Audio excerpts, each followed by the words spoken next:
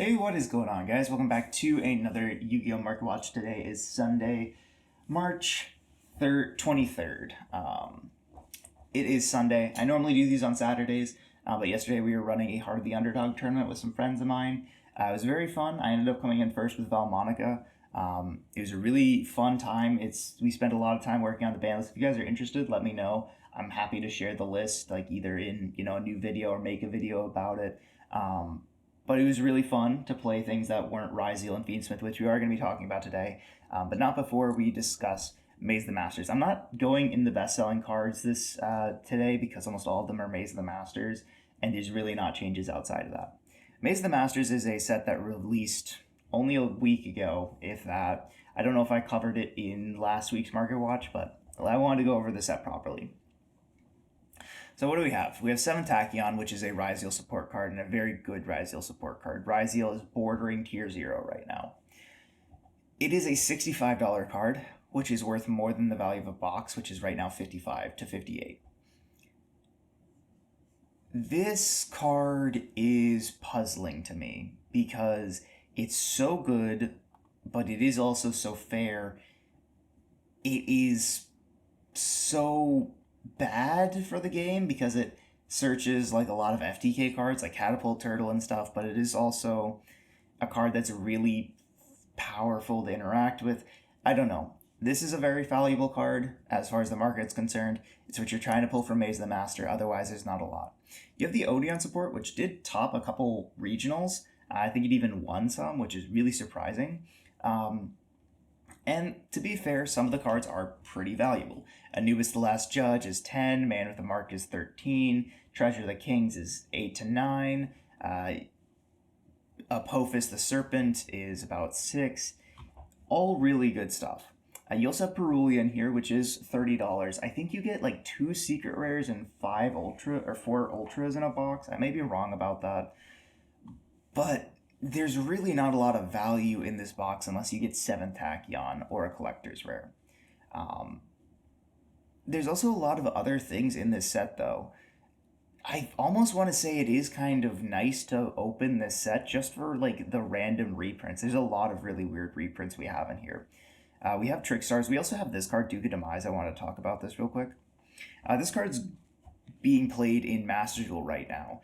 It is basically another fusion you can go into with the Fiendsmith engine, because it just requires 2 Fiend and or zombies. This card is basically like a Gem Knight Seraphonite, right? It gives you an extra normal, and it also recurs things. You can banish this card from your graveyard, target level 4 or higher Fiend and or zombie, and add to your hand. That's really cool. The fact that it gives you another normal is really cool, especially for Fiend decks or zombie decks that can make this guy, I guess. It's weird that it's a Fiend.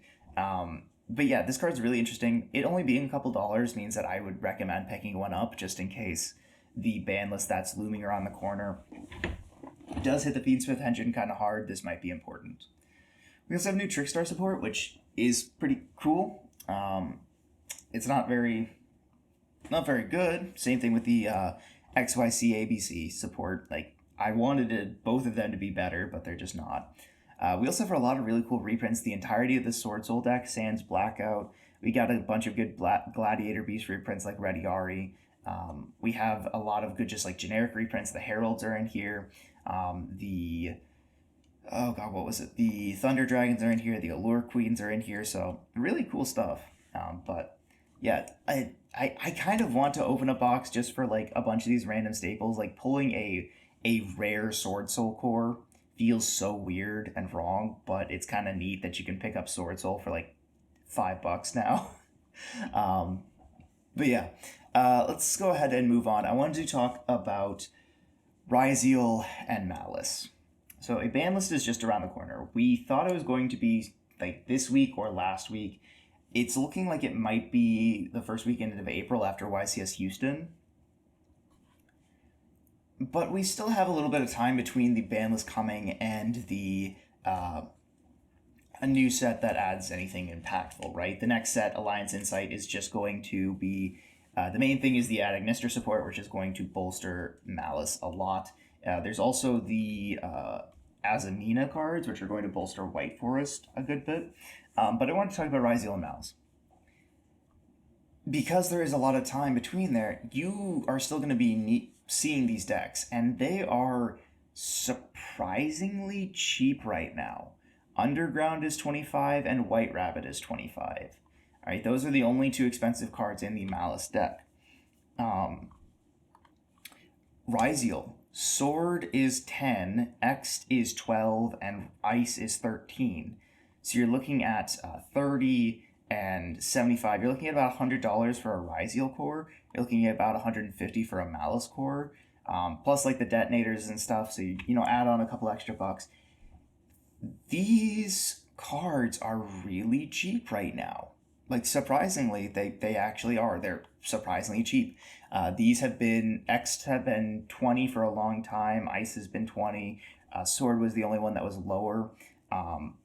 Yeah, I think it's maybe not a bad idea to pick up some Ryziel cards and some Malice cards. I have like a White Rabbit and Underground that I just pulled randomly. I'm half debating just picking up like the other two copies of each and just calling it a day, but we'll see. So that's something to keep in mind.